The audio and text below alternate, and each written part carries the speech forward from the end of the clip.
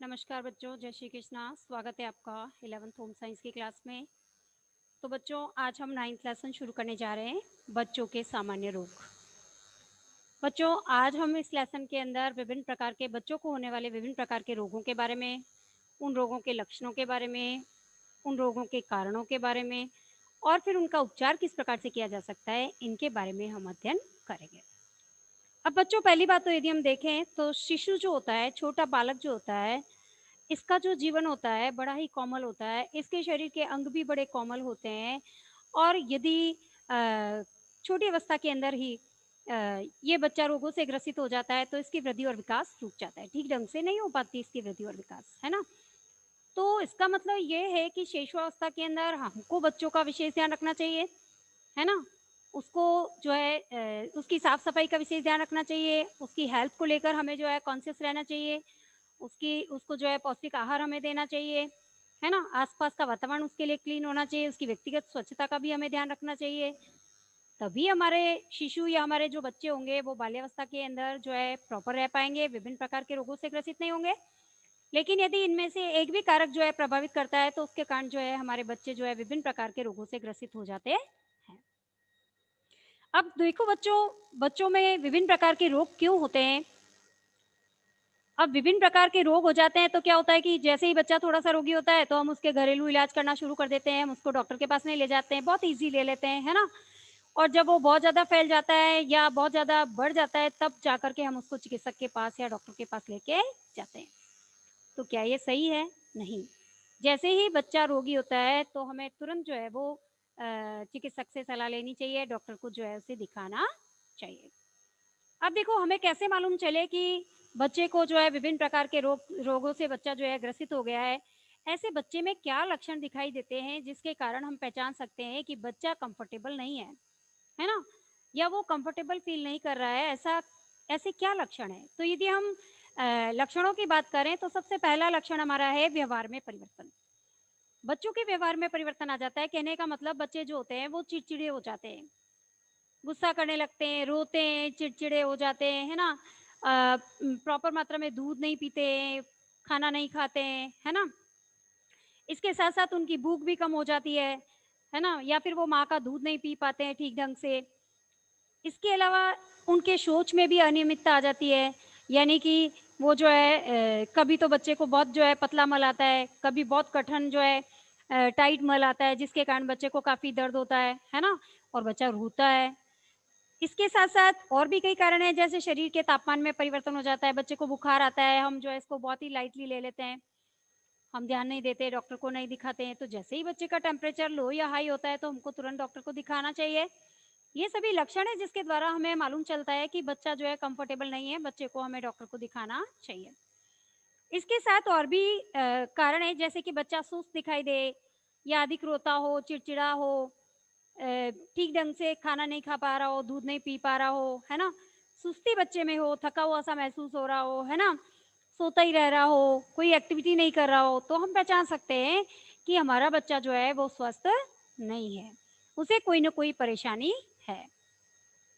इसके साथ-साथ यदि उसकी जो स्किन है वो सूखी हो गई है, खुरदरी हो गई है, या फिर उसकी स्किन पर लाल छोटे-छोटे दाने हो गए हैं, है ना?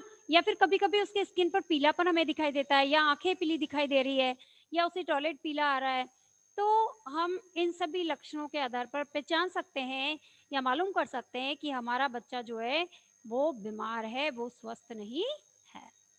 और भी लक्षण है, जैसे कि बच्चे का भार कम हो रहा है ना? उसका वज़न कम हो रहा है, बच्चा कमज़ोर होता जा रहा है दिन-प्रतिदिन, उसकी जो है निद्रा में कमी होती जा रही है, ठीक ढंग से नींद वो नहीं नहीं निकाल पा रहा है ना? इसके साथ-साथ वो जो है सिर्फ़ माँ की गोद में ही रहना चाहता है, उसको जैसे ही नीचे सुलाते हैं, वैसे ही वो रोने लगता है, चिड़चिड़ापन जो है वो महसूस करता है और उसके दर्द हो रहा है ना? उसको ठीक कंफ़र्टेबल फ़ील नहीं करता है, इसलिए वो माँ की गोदी को छोड़ना नहीं चाहता है। तो इस प्रकार हमने इन सभी लक्षणों को जब देखते हैं हम या महसूस करते हैं तो हमें तुरंत ही उसको जो है डॉक्टर को दिखाना चाहिए। ये सभी लक्षण हमें शो करते हैं कि हमारा बच्चा स्वस्थ नहीं है, वो कंफर्टेबल फील नहीं कर रहा है, उसको डॉक्टर को दिखाना चाहिए। समझ में आया? अब देखिए, यदि जो है शिशु को चिकित्सक के पास नहीं ले जाए तो फिर तब तक हमें निम्न उपाय करने चाहिए। यदि हम जब तक उसको मान लिया कि हमें ऐसा लग रहा है कि हम कुछ घरेलू उपाय करें या कुछ करें घर पे ही, तो जब तक डॉक्टर के पास नहीं ले जा पा रहे हैं, कोई कंडीशंस ऐसी है, तो उस समय हम क्या उपचार कर सकते हैं? देखो, बुखार यदि हो, तो हम समय-समय पर उसका टेम्परेचर नोट कर सकते हैं। थर्मामीटर से जो है हम उसका टेम्परेचर नाप सकते हैं। इसके साथ-साथ यदि बच्चे को बुखार है, तो हम ठंडे पानी की पट्टियाँ उसके सिर पर रख सकते हैं, उसकी जो है पगतली पर रख सकते हैं, है ना? हाथों की हथेलियों पर रख सकते हैं।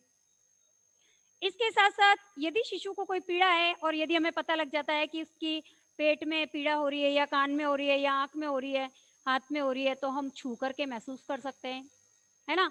यदि बच्चे के पेट में गैस बन रही है और उसका पेट दुख रहा है, तो हम हल्की-सी हींग को पानी में घोल करके और उसका हाथ भी अगर मल देंगे उसके पेट पे, तो उसका जो है वो गैस ठीक हो सकता है। कुछ घरेलू उपाय है जिसकी सहायता से हम जो है बच्चे को थोड़ी देर के लिए ठीक कर सकते हैं, है ना? वैसे तो डॉक्टर को ही दिखाना चाहिए हमें। इसके साथ-साथ यदि शिशु दूध पीने के प्रति अरुचि पैदा कर रहा है, तो हम उसको जो है ज़बरदस्ती हमें दूध नहीं पिलाना चाहिए। यदि बच्चा दूध नहीं पीना चाह रहा है, तो हमें उससे ज़बरदस्ती नहीं करनी चाहिए। इसके साथ-साथ उसकी व्यक्तिगत स्वच्छता का हमें ध्यान रखना चाहिए, भोजन की स्वच्छता का भी ध्यान रखना चाहिए।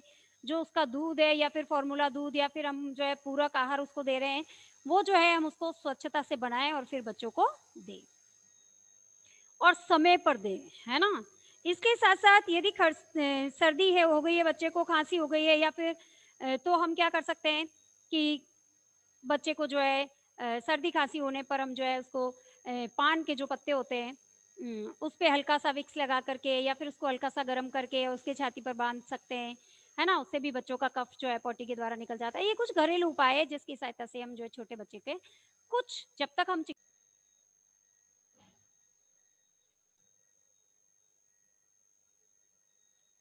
अब देखिए बच्चों, तो यदि सर्दी, खाँसी या जुकाम हो गया है, तो हम वैसे तो घरेलू इलाज हमें कम ही करना चाहिए।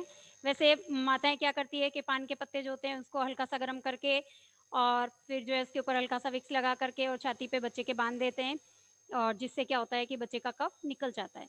और यदि इससे नहीं हो रहा है तो फिर हम जो है डॉक्टर को हमें तुरंत दिखा देना चाहिए, लापरवाही नहीं करनी चाहिए। अब देखो इस प्रकार शिशु और बालकों में होने वाले विभिन्न प्रकार के रोगों से हम किस प्रकार से जो है घरेलू उपाय थोड़ा बहुत कर सकते हैं, फिर हमें वैसे तो डॉक्टर को ही दिखाना चाहिए। अब चलते हैं हम विभिन्न प्रकार के रोग कौन से हैं, जैसे पाचन संबंधी रोग जो है निम्नलिखित यहाँ पर बताए गए हैं। जैसे जिसके अंदर सबसे पहला रोग है अतिसार।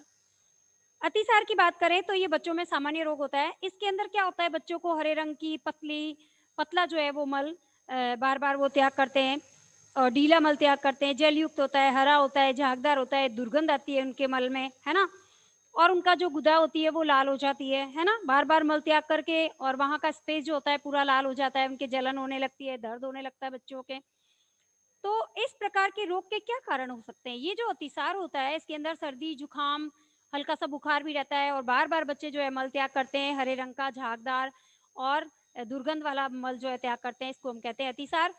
अब देखो अतिसार के क्या कारण हैं? या तो हमने बच्चे को आहार अनियमित रूप से दिया है, तो हो सकता है या फिर बच्चे ने दूध जो है अतिरिक्त मात्रा में पी लेता है, तो भी बच्चों को डाइजेस्ट नहीं होता है, जिसके कारण इस प्रकार की स्थिति बन सकती है।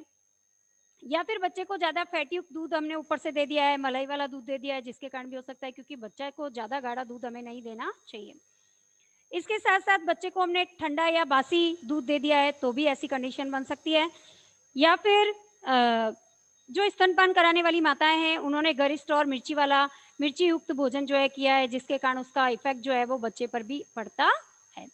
माताओं को भी जब तक बच्चा फीडिंग करता है, तब तक जो है बहुत ही लाइट मिर्ची का बिल्कुल जो है बिना मिर्ची की सब्ज़ी जो है उन्हें यूज़ करनी चाहिए। मिर्च मसाले वाला भोजन जो है बिल्कुल भी अवॉइड करना चाहिए, जब तक कि बच्चा फीडिंग करता है। तो क्योंकि इससे जो है बच्चे की पाचन क्षमता भी कमज़ोर हो जाती है और बच्चे को जो है बार-बार इससे दस्त और मलत्याग की प्रॉब्लम रहती है। अब इसके साथ-साथ ये भी कारण हो सकता है कि बच्चे के दाँत निकल रहे हो, इसलिए भी अतिसार की प्रॉब्लम हो सकती है, ऐसी कंडीशन बन सकती है। या फिर मौसम में बहुत ज़्यादा सर्दी हो, गर्मी हो, तो उसका भी इफ़ेक्ट हो सकता है। या फिर शिशु को बुखार हो, सर्दी हो, जुकाम हो, तो भी जो है अतिसार की उसे शिकायत रह सकती है। ये तो कारण थे, अब देखते हैं बच्चों इसके उपचार के लिए हम क्या करें? उपचार के लिए इसका सबसे पहला उपचार हम करेंगे कि बच्चों को जो है ऊपर का दूध बिल्कुल हम बंद कर दें। बिल्कुल भी ऊपर का दूध हम बच्चे को नहीं देंगे, है ना? इसके साथ बच्चे को जो है ठोस आहार भी उस समय के लिए नहीं दें, जब तक कि उसे जो है ये वाली अतिसार की प्रॉब्लम है। इसके साथ-साथ जो बच्चे के दूध का बर्तन है, जो उसकी निप्पल है, उसकी बॉटल है, उसको ठीक ढंग से नहीं संक्रमित करें हम। उसकी स्वच्छता का विशेष ध्यान रखें। इसके साथ-साथ बच्चे को हम चावल या दाल का पानी या मांड का पानी जो है, वो कुछ मात्रा में दे सकते हैं ऐसी कंडीशन में। तो उससे उसके दस्त बंद हो सकते हैं। इसके साथ-साथ हम क्या कर सकते हैं कि उसके लिए जो है ओआरएस का घोल बना सकते हैं हम। जैसे कि 1 लीटर जल लेंगे, उसको उबाल लेंगे और उबाल कर उसके अंदर 1 चुटकी नमक डाल के 1 मुट्ठी चीनी डालकर उसको हिला लेंगे और ये ओआरएस का घोल जो है हम उसको थोड़ी-थोड़ी देर के अंदर पिलाते रहेंगे। तो जब हम थोड़ी-थोड़ी देर में पिलाते रहेंगे तो उसके अंदर जो है डिहाइड्रेशन जो हुआ है, पानी की जो कमी हुई है, वो पानी की कमी पूरी हो जाएगी और उसका मल त्याग भी धीरे-धीरे बंद हो जाएगा और उसे एनर्जी भी मिलेगी जिससे कि उसका चिड़चिड़ापन भी बंद हो जाएगा। समझ में आया? इसके साथ-साथ हम शिशु की व्यक्तिगत स्वच्छता का भी विशेष ध्यान रखेंगे और बच्चे को तुरंत चिकित्सक के पास ले जाकर के और डॉक्टर से सही सलाह लेकर के सही दवाई उसे देंगे। तो अतिसार के हमने कारण देखे और उपचार भी देखे। अब चलते हैं बच्चों कब्ज़। यदि बच्चों को कब्ज़ हो रही है, कब्ज़ से मतलब ये है कि बच्चा अगर नियमित रूप से जो है मल त्याग नहीं कर रहा है ना? या फिर हो सकता है कि मल त्याग बहुत ही कम मात्रा में कर रहा है या फिर जो मल त्याग कर रहा है वो बहुत ही टफ कंडीशन में है जिससे कि उसको बहुत दिक्कत हो रही है मल त्याग करने में, है ना? और मल त्याग करते समय उसे बहुत अधिक जोर लगाना पड़ता है। इसके साथ-साथ मल त्याग करते समय वो रोता भी है ना? ये सभी कारण हो सकते हैं। तो कब्ज़ बच्चे को हो सकती है। तो इसके क्या कारण हो सकते हैं? कब्ज़ के एक तो कारण यही है कि हम या तो बच्चे को जो है तरल पदार्थ जो है फूड के अंदर कम दे रहे हैं भोजन में। बच्चे को छोटे बच्चे को तरल पदार्थ हमें भोजन के अंदर जो है अधिक मात्रा में देने हैं। साथ-साथ रेशे युक्त भोजन हमें बच्चे को कराना है। इसके साथ-साथ या तो हो सकता है कि आंतें कमज़ोर हो गई हो बच्चे की, इस कारण भी ऐसा हो सकता है या फिर शिशु का ऊपरी दूध जो है, ऊपरी दूध के द्वारा उसको जो है पोषित किया जा रहा है, तो भी ऐसी कंडीशन बन सकती है। वो माता का दूध नहीं पी पा रहा है या नहीं उसको मिल रहा है जिसके कारण उसको पूरक आहार दिया जा रहा है या फिर जो है फॉर्मूला दूध उसके लिए यूज़ किया जा रहा है या फिर पाउडर का दूध उसके लिए यूज़ किया जा रहा है, तो ऐसी कंडीशन में भी बच्चे को कब्ज़ हो सकती है। तो ये सभी कारण थे। अब देखते हैं कब्ज़ के लिए क्या उपचार करें? बच्चे को भोजन के अंदर सबसे पहली बात तो उसको समय पर और निश्चित मात्रा में उसको भोजन कराना चाहिए। भोजन के अंदर जो है लिक्विड जो है हमें अधिक मात्रा में लेने चाहिए और इसके साथ-साथ बच्चे को नियमित समय पर ही मल त्याग करने के लिए हमको प्रेरित करना चाहिए। जब बच्चा छोटा होता है तभी से हम उसकी आदत डाल दें, तो बच्चा जो है समय पर जो है नियमित रूप से मल त्याग करना सीख जाता है ना? और बच्चे के आहार में तरल पदार्थों को, फलों के रस को, इसके साथ-साथ सब्जियों का सूप हम बच्चों को दे सकते हैं, फलों का रस दे सकते हैं, है ना? बॉइल्ड वाटर दे सकते हैं और इसके साथ-साथ यदि बच्चा फिर भी बच्चे को कब्ज़ हो रही है, तो हमें डॉक्टर को दिखाना चाहिए और इसके साथ-साथ हम ग्लिसरीन की बत्ती भी उसे दे सकते हैं, एनिमा भी दे सकते हैं, लेकिन डॉक्टर की सलाह पर ही हमें ये देना चाहिए। डॉक्टर की सलाह के बगैर हमें ये घर में अपने आप से नहीं करना चाहिए। अब चलते हैं तीसरा रोग, बच्चों को भूख नहीं लग रही है भई, क्या करें? छोटे बच्चों को जब भूख बंद हो जाए, तो भूख नहीं लगने के का तात्पर्य ये है कि बच्चा भोजन निर्धारित समय पर अपनी भूख की आवश्यकता को प्रकट नहीं कर रहा है। मतलब कहने का मतलब ये है कि जब बच्चे का भूख का समय होता है, लेकिन उसको वो भूख को जो है शो नहीं कर रहा है कि मुझे भूख लग रही है। नहीं तो बच्चे को जैसे ही भूख लगती है तो तिलमिलाता है ना? और जल्दी से मम्मा को कहता है मुझे भूख लग रही है, मुझे खाना डालो या फिर छोटा होता है तो रोता है वो और रो करके शो करता है कि मुझे भूख लग रही है ना? लेकिन यदि बच्चा समय पर जो है भोजन के लिए कोई एक्टिविटी नहीं कर रहा है, शो नहीं कर रहा है माता को, तो इससे हम समझ सकते हैं कि बच्चे को भूख नहीं लग रही है। अब इसके क्या कारण हो सकते हैं? पहला कारण ये हो सकता है कि या तो बच्चे को कोई कब्ज़ हो, अपच हो या गैस बन रही हो, तो बच्चे को भूख नहीं लग रही है, ये भी कारण हो सकते हैं। इसके साथ-साथ उसको जो है लीवर जो है रोग हो जाए उसका यकृत जो है कमज़ोर हो रहा है, तो भी उसको भूख नहीं लग सकती है। इसके साथ-साथ उसकी आंतों में यदि इंटेस्टाइन में किसी प्रकार का कोई भी संक्रमण है, कोई रोग है, तो उसके कारण भी जो है उसकी भूख कम हो सकती है या फिर बच्चा बहुत ज़्यादा थक गया हो, तो भी बच्चे को भूख नहीं लग सकती है। सबसे पहले तो हमको बच्चों की भूख नहीं लगने का कारण ही जानना है ना? और उसके बाद यदि हमको कारण ज्ञात नहीं होता है, तो फिर हमको तुरंत डॉक्टर को दिखा करके और उसका उपचार कराना चाहिए, है ना? अब चलते हैं बच्चा दूध उलटता है। देखो बच्चा दूध उलटता है, तो दूध कब उलटता है बच्चा?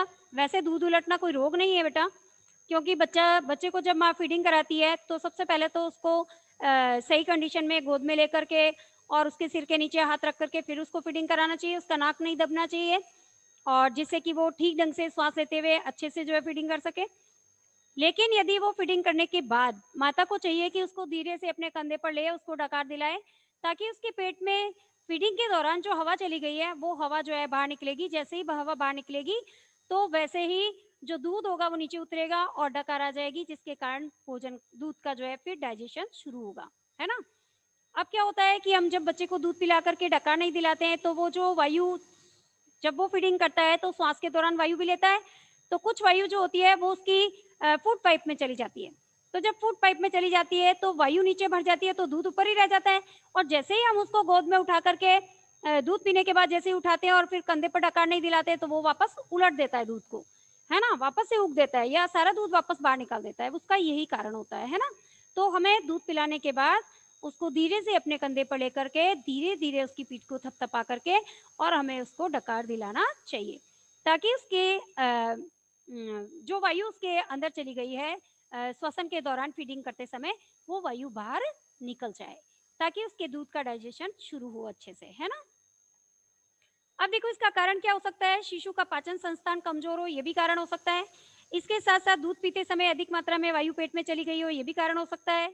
या फिर शिशु का दूध अधिक प्रोटीन या वसा युक्त हो। ये भी हो सकता है कि उसके दूध में फैट ज़्यादा हो या फिर प्रोटीन ज़्यादा हो, जो वो डाइजेस्ट नहीं कर पा रहा हो, जिसके कारण उसको वापस भूख ही नहीं लग रही हो, है ना? और बार-बार दूध भी उलट रहा हो, है ना? तो इसके साथ-साथ दूध पिलाने के बाद शिशु के पेट को जो है, पेट के बल उसको लिटा दिया जाए, तो भी वो दूध उल्टेगा। अधिक प्रोटीन युक्त और फैट युक्त है, तो भी वो उल्टेगा, है ना? क्योंकि उसका डाइजेस्टिव सिस्टम जो होता है इतना डेवलप नहीं होता है, जिसके कारण वो अधिक मात्रा में प्रोटीन और फैट का डाइजेशन नहीं कर पाता, है ना? हुँ। तो हम ये कह सकते हैं कि शिशु का अधिक मात्रा में दूध पीना भी जो है ठीक नहीं है। अगर वो अधिक मात्रा में दूध पी लेता है, तो उसके कारण भी वो जो है वो दूध उलट सकता है। तो ये दूध उलटने के कारण थे। अब हम उपचार क्या करें इसके लिए ध्यान दो कि शिशु को स्तनपान कराते समय या फिर बोतल का दूध जब पिला रहे हैं, तो उसे हम जो है ठीक ढंग से पिलाएँ, जिससे कि उसका नाक नहीं दबे और इसके साथ-साथ उसके वायु पेट में कम से कम प्रवेश करे। इसके साथ दूध पिलाने के बाद उसको कंधे पर लेकर हमें डकार अवश्य दिलानी चाहिए। सभी माताओं से निवेदन है कि जब वो अपने बच्चों को दूध पिलाए, फीडिंग कराए, तो उसके बाद वो बच्चों को डकार अवश्य दिलाए। दूध पिलाने के बाद पेट के बल उनको नहीं लेटाना चाहिए, इससे कि वो दूध उलटता है ना? तो ये थे दूध उलटने के कारण। अब चलते हैं बच्चों पेट में कीड़े होना। देखो बच्चों छोटे बच्चे जो होते हैं उनके पेट में कीड़े पड़ जाते हैं जब उनको भूख नहीं लगती है या वो ठीक ढंग से जो है भूख के लिए जो है लालायित नहीं रहते हैं या फिर दूध पीना पसंद नहीं करते या खाना खाना पसंद नहीं करते, सिर्फ मीठा ही मीठा खाते हैं, है ना? तो इससे क्या होता है कि बच्चों के पेट में जो है वो कीड़े पड़ जाते हैं। अब कीड़े भी जो होते हैं वो 3 प्रकार के कीड़े बच्चों के पेट में पड़ सकते हैं। एक तो होते हैं गोलकृमि, एक होते हैं सूत्रकृमि और एक होते हैं अंकुशकृमि, है ना? प्रश्न आता है बच्चों के पेट में होने वाले कीड़े जो होते हैं कौन-कौन से होते हैं नाम बताइए? तो गोलकृमि, सूत्रकृमि और अंकुशकृमि, ठीक है? अब चलते हैं गोलकृमि किस प्रकार के होते हैं देखो, ये गोलकृमि जो होते हैं ये कीड़े 8 इंच लंबे होते हैं। कितने? 8 इंच लंबे होते हैं और ये आंतों में पाए जाते हैं, इंटेस्टाइन के अंदर होते हैं। ये भोजन, जल और कच्ची साग-सब्जी के माध्यम से हमारे आंतों के अंदर पहुँचते हैं।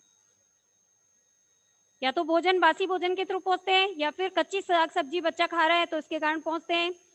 और बच्चों में इससे क्या होती है, अपच होती है, पेट दर्द होता है ना? पेट फूल जाता है, ये सभी इसके लक्षण हैं, ठीक है? यदि बच्चे में गोलकृमि हो गए हैं तो, है ना? और यदि बच्चे में सूत्रकृमि हो गए हैं तो सूत्रकृमि जो होते हैं ये भी बच्चों में ही पाए जाते हैं और इनका आकार जो होता है छोटा होता है, ये सफेद रंग के होते हैं, बिल्कुल बाल जैसे पतले-पतले सफेद रंग के, है ना? और जब ये कीड़े बच्चों में पड़ते हैं तो बच्चों के मल मार्ग पर जो है वो खुजली होती है और बच्चे जो होते हैं बिस्तर के अंदर बाथरूम करते हैं या फिर बार-बार मल त्याग करने की उनको इच्छा होती है। ये लक्षण जो होते हैं बच्चों के अंदर दिखाई देते हैं जबकि उनमें सूत्रकृमि आते हैं। व्हाइट कलर के पतले धागे नुमा जो कृमि होते हैं उनको कहते हैं सूत्रकृमि, है ना? अब चलते हैं अंकुशकृमि।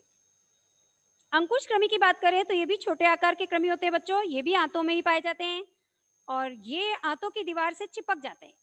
क्या करते हैं ये? आंतों की दीवार से चिपक जाते हैं और रक्त चूसते हैं, ब्लड चूसते हैं, है ना? खून चूसते रहते हैं, इसीलिए बच्चों में जो है ब्लड की कमी हो जाती है और बच्चों में कमजोरी आ जाती है, बच्चों का विकास रुक जाता है, उनकी पाचन शक्ति कमजोर हो जाती है, उनको भूख नहीं लगती है ना? ये सभी लक्षण जो है बच्चों के अंदर दिखाई देते हैं जब बच्चों के पेट में कीड़े हो जाते हैं। गोलकृमि, सूत्रकृमि और अंकुशकृमि, ठीक है। अब देखो शरीर में जब कीड़े प्रवेश करते हैं तो इसके क्या कारण है, कैसे प्रवेश करते हैं। या तो बच्चे बाहर मिट्टी में खेलते हैं, वापस आकर हाथ नहीं धोते हैं, कोई भी चीज खाने लग जाते हैं, तो ये उसके थ्रू भी आपके पेट में प्रवेश कर सकते हैं। या फिर आपने दूषित जल पी लिया है, या दूषित भोजन का सेवन कर लिया है, बासी भोजन खा लिया है, दूषित जल बिना छना हुआ गंदा जल आपने पी लिया है, तो भी ये आपके शरीर में प्रवेश कर सकते हैं जल के थ्रू। इसके साथ साथ यदि हमने गंदे हाथों से भोजन किया है तो भी हमारे शरीर के अंदर प्रवेश कर सकते हैं। यदि बच्चे मिट्टी खाते हैं, जब बच्चे छोटे होते हैं शिशुअवस्था के अंदर बाहर जाते हैं खेलने के लिए तो मिट्टी खाते हैं, है ना। तो मिट्टी खाते हैं तो मिट्टी के थ्रू जो होते हैं बच्चों के शरीर में प्रवेश कर जाते हैं ये कीड़े। इसके साथ साथ बच्चे यदि मल त्याग कर रहे हैं और उसके बाद ठीक ढंग से हाथ नहीं धो रहे हैं तो उससे भी ये वापस जो है बच्चे के मुंह में प्रवेश करते हैं और निरंतर जो है वो शरीर के अंदर बने रहते हैं और वृद्धि करते हैं। समझ में आया। अब इसका उपचार क्या है बच्चों, उपचार के लिए यदि हम देखें ये जब कीड़े बच्चों के पेट में हो जाते हैं तो हमें क्या करना चाहिए। देखो घर और घर के आसपास के वातावरण को हमें स्वच्छ रखना चाहिए, साफ सफाई रखनी चाहिए, घर के अंदर भी साफ सफाई रखनी चाहिए। बच्चे की व्यक्तिगत स्वच्छता पर विशेष ध्यान रखना चाहिए, बच्चे को मिट्टी नहीं खाने देनी चाहिए। बच्चा जब खेलने जाए तो वापस आकर उसके हाथ पांव मुंह ढंग से धुलवा कर कपड़े चेंज कर कर फिर उसे कुछ खिलाना चाहिए, है ना। इसके साथ साथ बच्चे को जो है पानी बॉयल वाटर जो है पिलाना चाहिए। जब तक बच्चा छोटा है घर के अंदर नियम बना लेना चाहिए कि हमें छोटे बच्चों को बॉयल वाटर ही देना चाहिए। यदि हम चाहते हैं कि हमारा बच्चा कम से कम बीमार हो तो उसे ल्यूक वार्म वाटर जो है हमें यूज करना चाहिए, गुनगुना पानी बच्चे को देना चाहिए।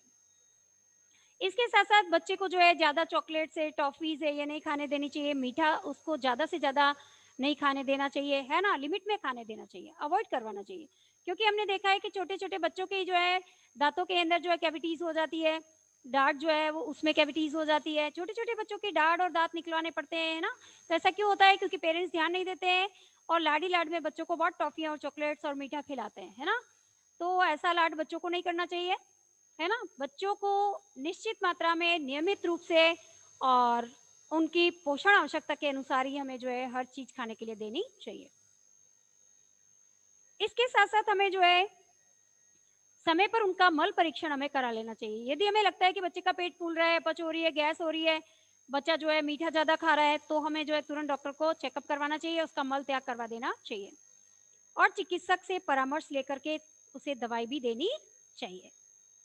तो बच्चों आज हमने बहुत सारे रोगों के कारण पढ़े, उपचार पढ़े, है ना। और कैसे फैलते हैं ये, हम किस प्रकार से इसका उपचार कर सकते हैं, इन सभी के बारे में हमने पढ़ा। और बहुत ही अच्छा लेसन है, समझ में आया होगा आपको। और कोई डाउट हो तो आप पूछना। तो आज हमारी क्लास यहीं कंप्लीट करेंगे हम। तो धन्यवाद बच्चों, जय श्री कृष्ण।